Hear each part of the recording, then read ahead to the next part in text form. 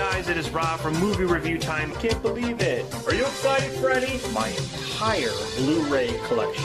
Movies that I own that I hate. Halloween movie series. Updates to my movie room. Transformers cartoon. The Tommy Knockers. The Ring. Die Hard movies. Rocky pop-out poster. I can't get this off. Horror madness. That was a weird intro. I went through my collection. I'm like, you know what? I have one that I think not a lot of people have heard of.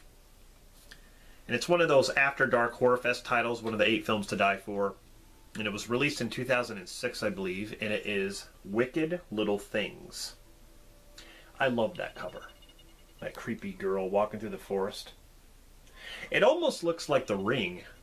I mean, the way she has her hair and everything. The unrated director's cut, I'm not really sure what's different about it. It's a Lionsgate title, directed by J.S. Cordone, and there is actually an audio commentary, which I have not listened to yet. It'd actually be interesting, but this is a solid flick, let me tell you, for a low-budget film. But it's basically about a widowed lady named Karen and her 2 daughters, Sarah and Emma. They moved to a remote home in the mountains, which Karen inherited from her late husband. And they find out that the house is actually located near an old mine.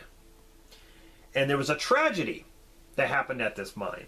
A bunch of kids were buried alive. So there's some pretty good storytelling. I like that. I like the story of you know, how they tell about the kids being buried. So you have an idea what's going to happen. You know, at night, these kids come out of the mine and start killing people different ways. The kids, you can actually see, I don't know if you guys can see that, pretty closer there. That's what the kids look like.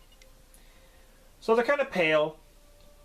You know, they have some dirt on their face, like, you know, because they were buried alive, but they use all different kinds of weapons, and I thought the effects were really good, and the acting is not too bad. At night, when they're at the house, weird things start to happen. They start to hear noises, they start to see things outside, and pretty soon, when the children appear, that's when all hell breaks loose. This movie was a lot of fun.